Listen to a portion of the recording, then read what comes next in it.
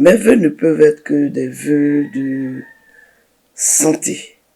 Parce que avec la santé, on peut se permettre tout. J'adresse mes souhaits de santé, mes vœux de santé à toute la population de Bouaké, du Béquet, et même de la Côte d'Ivoire tout entière. Que l'année 2024 soit pleine de joie et de succès pour tous et pour chacun.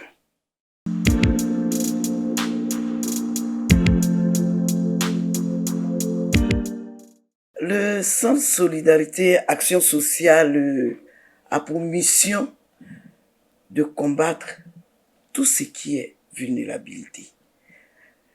Nous nous intéressons à toute la population vulnérable. Notre mission première, effectivement, c'est le VIH-Sida. Nous avons commencé le VIH-Sida dans les années 95 parce que rien n'était fait dans la prise en charge. C'était les orphelins. Mais l'homme étant global, l'homme est entier. Avant de parler de santé, il faut parler de son milieu. Il faut parler de comment il évolue dans la communauté. Et au fur et à mesure que nous avançons, nous avons développé d'autres thèmes, comme prendre l'éducation en compte, les VBG, et tout ce qui est autonomisation des femmes. L'approche du VIH-Sida nous a permis de mieux comprendre comment aider les communautés. Ça, c'est nos missions actuelles. Et aujourd'hui, nous nous centrons vraiment sur les adolescents, les enfants, les adolescents et les jeunes dans cette lutte. Parce qu'il y a une quinzaine d'années de cela, on ne pouvait même pas comprendre que des enfants vivant avec le VIH pouvaient survivre. Aujourd'hui, on a des jeunes gens, on a des étudiants, on a des enseignants, on a des juristes qui sont des jeunes, d'abord affectés du VIH-Sida, orphelins du VIH-Sida, et des jeunes vivant avec le VIH-Sida aujourd'hui qui mènent une vie comme tout autre à cause du traitement des antirétroviraux. Donc, le centre met l'accent sur ces jeunes et adolescents pour qu'au plan national, on comprenne qu'il y a des jeunes quelque part qui vivent avec le VIH et qui peuvent vivre positivement comme tout le monde. Donc voilà un peu ce que je peux vous dire par rapport à nos actions actuelles.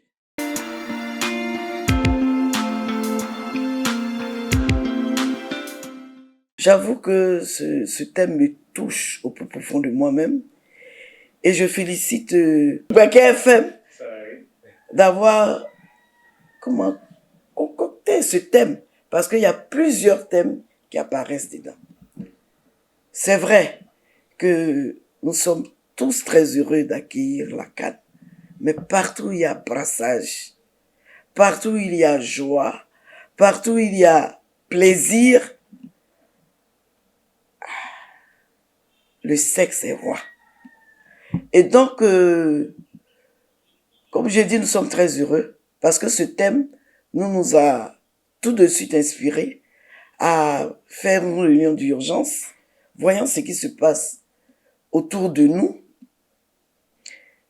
Tout le monde est libéré, je veux le dire, des plus jeunes aux plus âgés, on oublie qu'il y a, après ça, les conséquences qui sont soit le VIH, les IST, des grossesses à risque, des grossesses précoces.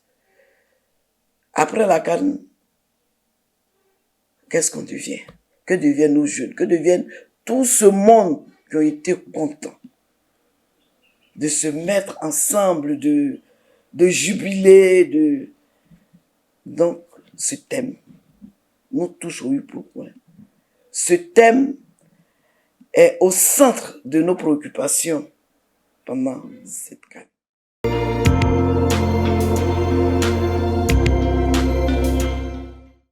je suis plus qu'inquiète. Je suis même très préoccupée parce que déjà même avant la CAN,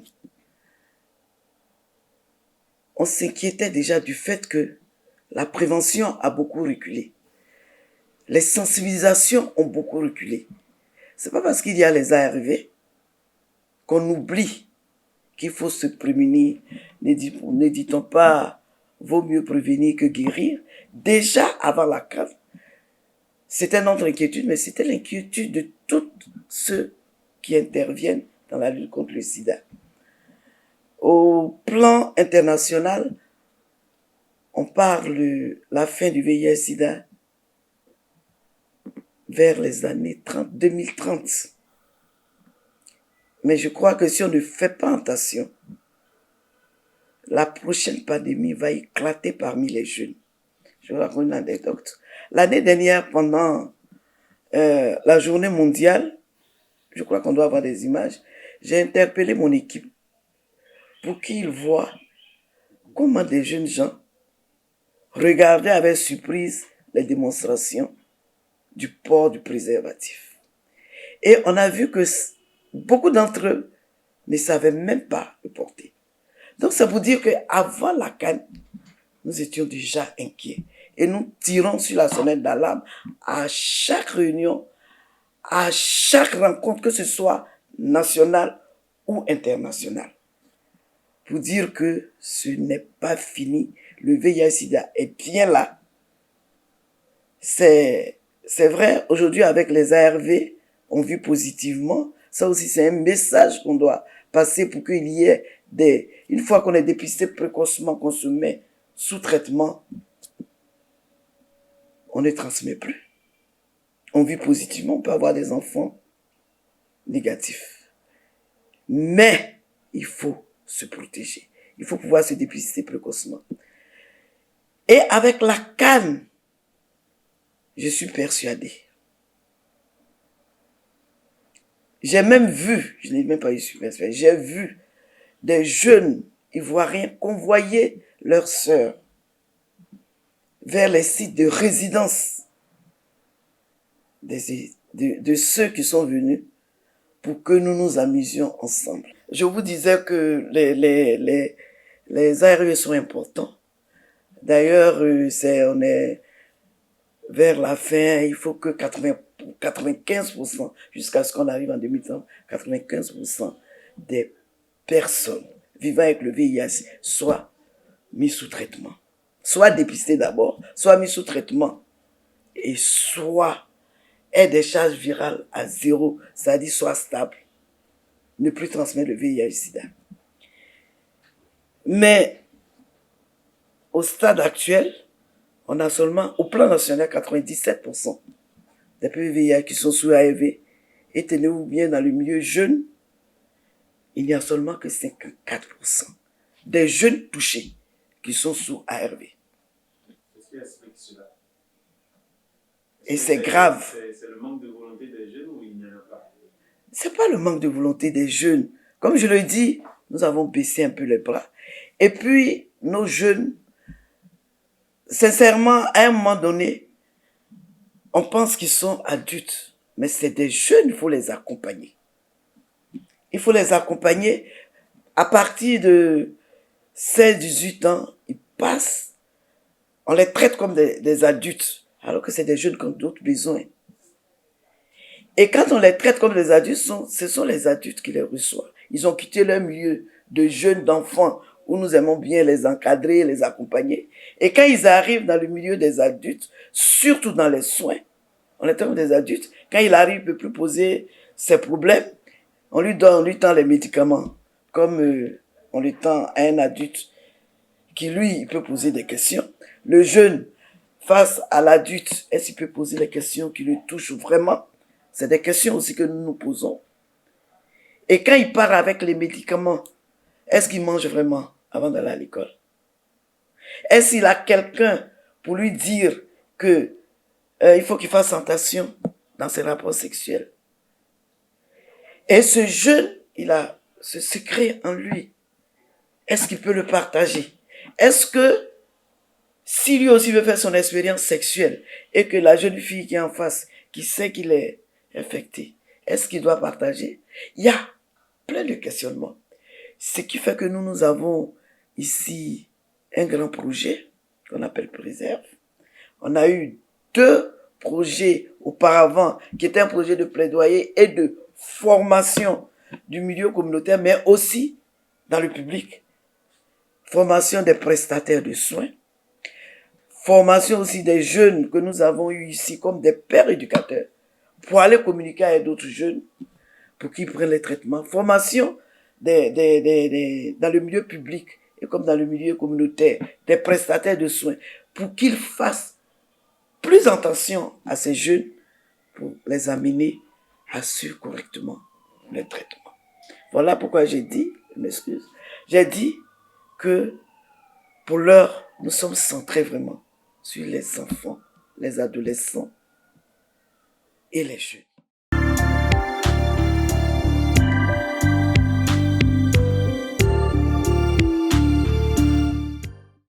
Les jeunes filles, qu'elles comprennent que la CANA, c'est un mois. C'est vrai qu'il y a des étrangers, mais qu'est-ce qu'elles connaissent de la vie de ces étrangers? C'est vrai, on aura l'occasion d'avoir notre blanc même, mais ils sont de passage. Mais leur vie n'est pas de passage. Leur vie ne fait que commencer. Et leur vie est devant elles. Est-ce qu'elles veulent abréger leur vie? Il y a des IST qui sont plus dangereuses encore. Ces jeunes qui arrivent, ces étrangers qui arrivent, est-ce qu'elles connaissent leur statut? Il faut qu'elles comprennent que leurs parents ont investi en elles. Et que leur avenir est dans leurs mains. J'ai dit toujours, on pense que nous sommes le sexe faible. Mais c'est archi faux. Tant qu'on dit non, personne ne peut accéder à nous. Qu'elles apprennent que leur corps, c'est leur corps. On ne peut pas vendre ce qu'on a le plus précieux. Parce que ils ne le connaissent même pas. Moi, j'ai mal parce que tous ces jeunes gens et jeunes filles, il y a des jeunes gens dedans. Parce qu'on en a reçu de toutes sortes.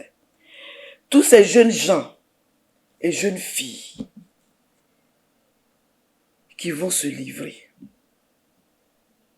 On ne sait même pas, ce n'est pas des actes sexuels conventionnels. Ça aussi, il faut le dire. C'est des gens qui sont venus pour se faire plaisir. Il y a la drogue qui circule. Il y a l'alcool qui circule. Qu'elles fassent attention. La canne, c'est un mois. Et puis c'est terminé. Tous ceux qui viendront ne se souviendront même pas d'elle. Mais elles, si elles prennent des séquelles, ça sera des séquelles à vie. Il faut qu'elles pensent à leur vie. Et qu'elles disent, non, on peut s'amuser sans forcément penser au sexe. C'est ce que je peux leur dire.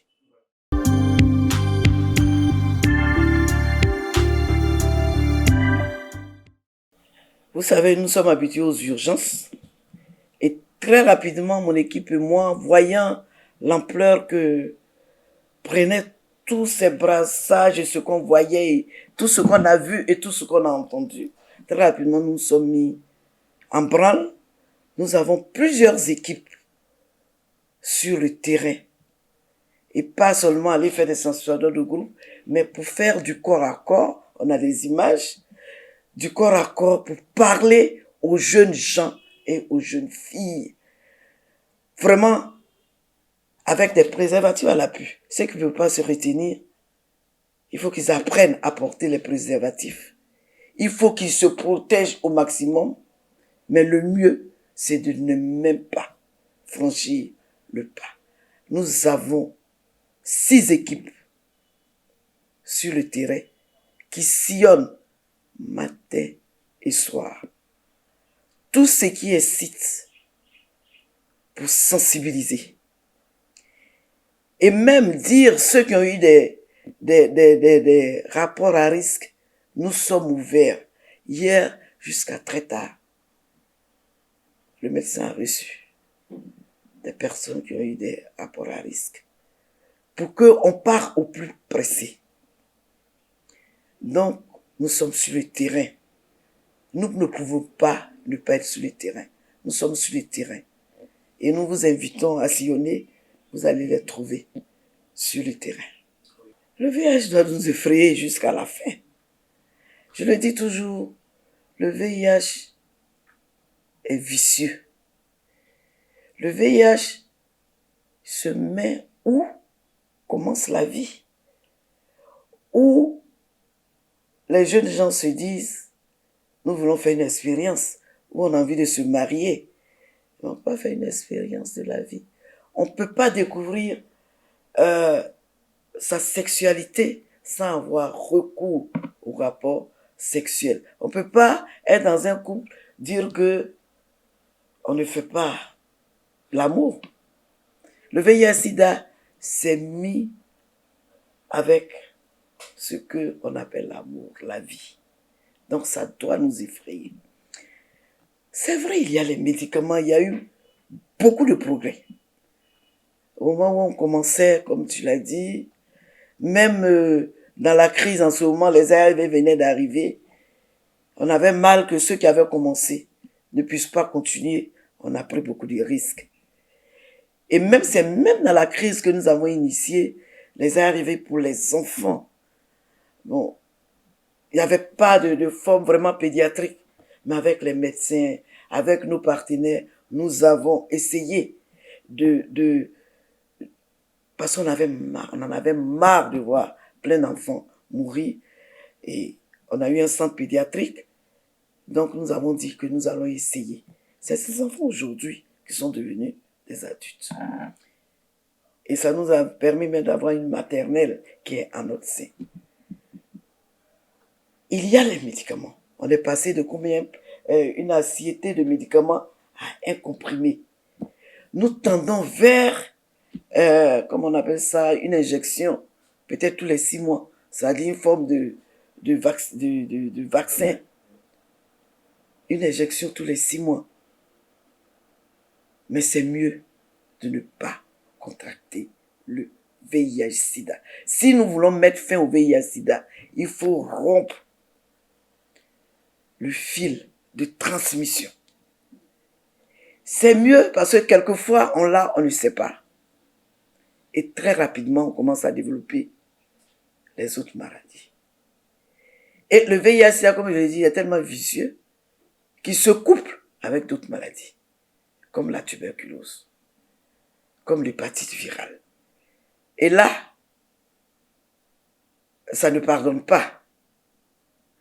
Ce que je peux dire aussi, pour qu'il y ait rupture, il faut un dépistage précoce.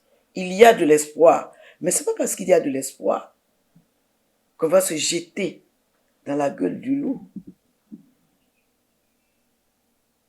J'interpelle tout le monde.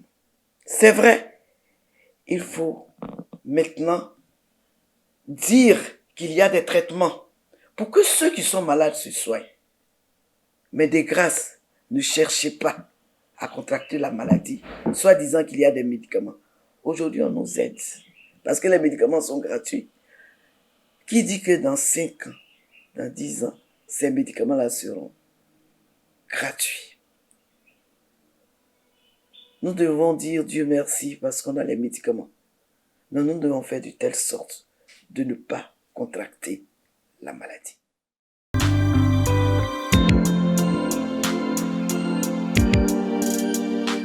J'avoue que c'est une grande joie, comme je le dis. Tout couronnement fait plaisir. C'est beaucoup de joie pour moi, pour mon équipe et pour ma famille. Vous l'avez signalé dans votre introduction, 30 ans de vie à se mettre au service des autres.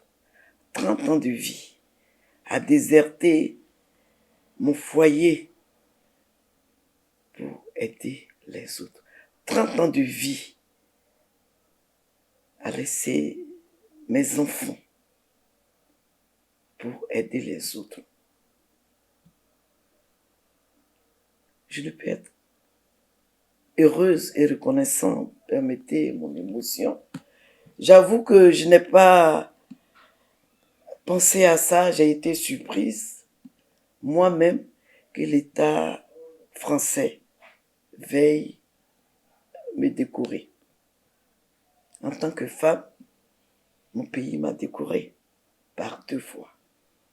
Mais être décoré par l'État français, c'est pour dire que les actions de ma structure, les actions de mon équipe sont reconnues au-delà des frontières. Et ça ne peut être que rassurant. Cette décoration, je ne sais quoi vous lui dire, mais jusqu'aujourd'hui, je peux dire que je n'en crois pas moi-même. que l'État de la France, et dans quelle décoration? La Légion d'honneur, qui est vraiment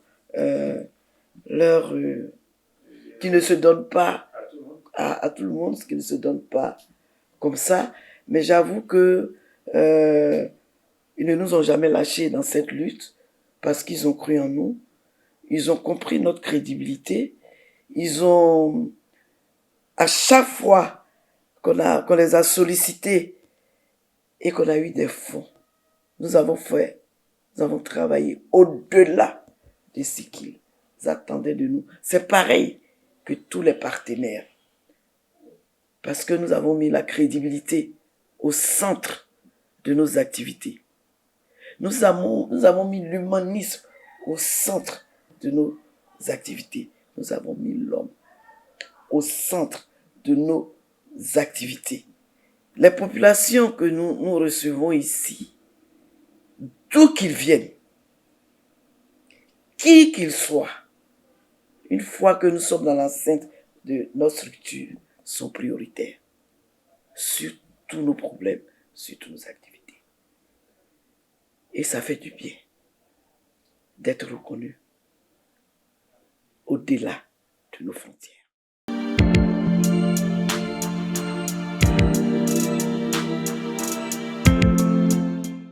Pour cette CAN et toutes les grandes festivités,